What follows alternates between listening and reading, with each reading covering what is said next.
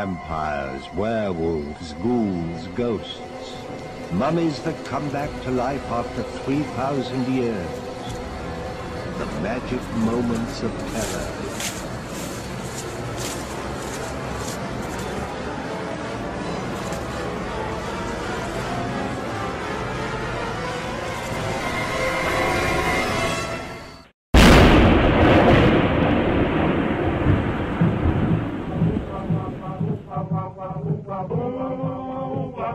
I found this in a fleshie the other day. I was kind of chewing on a fleshie, and there's a piece of metal in him. Why would a fleshie need a piece of metal? I think it's a booby trap. They're trying to mess with me, you know. Oh, hi! Zombie Cheerleader here, and I was just talking about the merits of metal and fleshies, and I wasn't eating them. It was... Anyway, I have another in the series of Tales of Tomorrow today, and it's called The Great Silence. It was made in 1953, and it stars a penguin.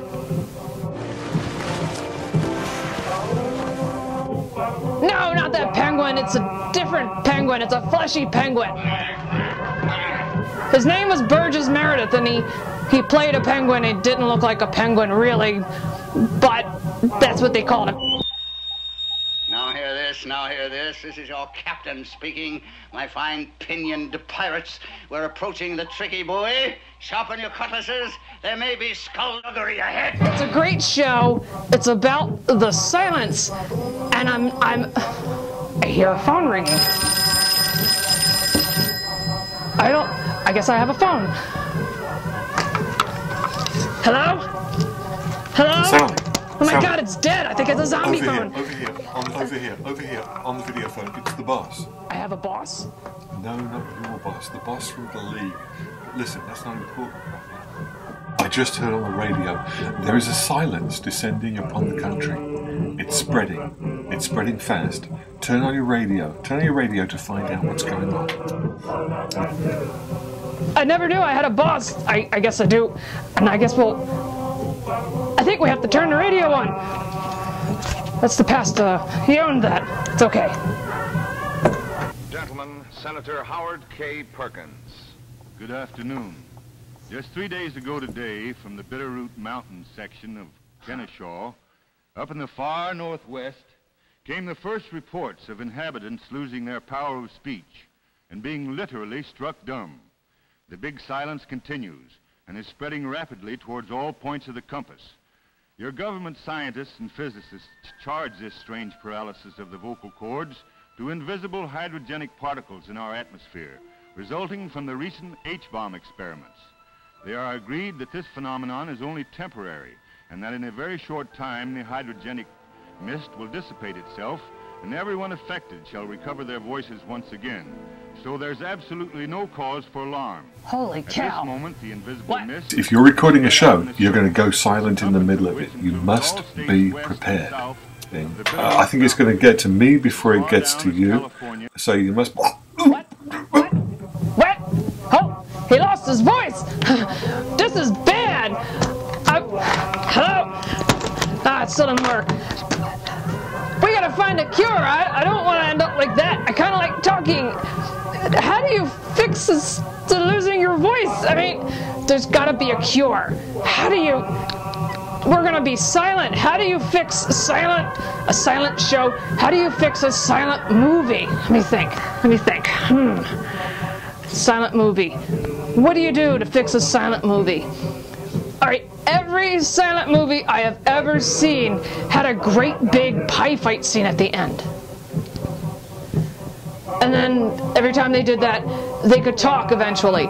So maybe it's the pies. That's it. In order to fix all of this and get our voices back, we have to have pies. And I'll go and go get Maggot Stew, and I'll have her make some pies for us. And then we'll eat them, and we'll cure ourselves, and we don't have to worry about losing our voice. So stand by. We're going to go get Maggot Stew. Just don't go anywhere. We're still on the job. Keep calm and relax. I repeat, top scientific minds are convinced that this phenomenon is only temporary and not at all dangerous. Please keep your radio on throughout the day. I've been requested by the President to keep you informed on the latest development by means of hourly bulletins.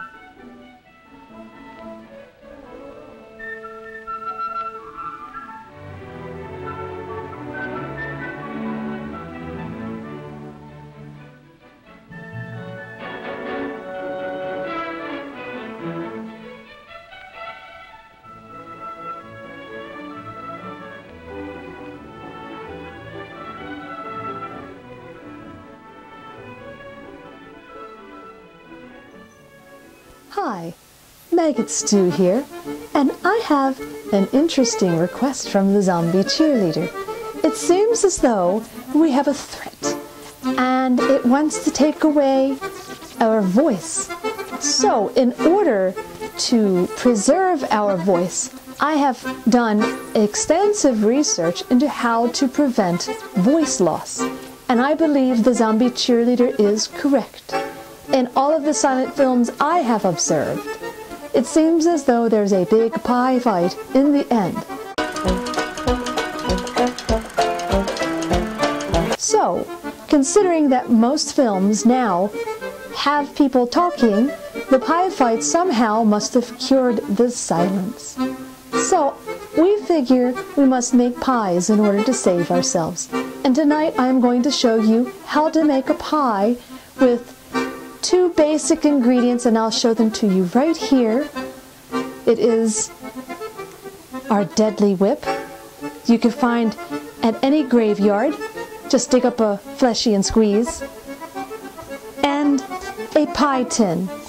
You can find these in other places. So we're going to you have to shake this up because the deadly whip kind of settles, it curls after a while. You shake this here, and then we go ahead and we spray. Just like this.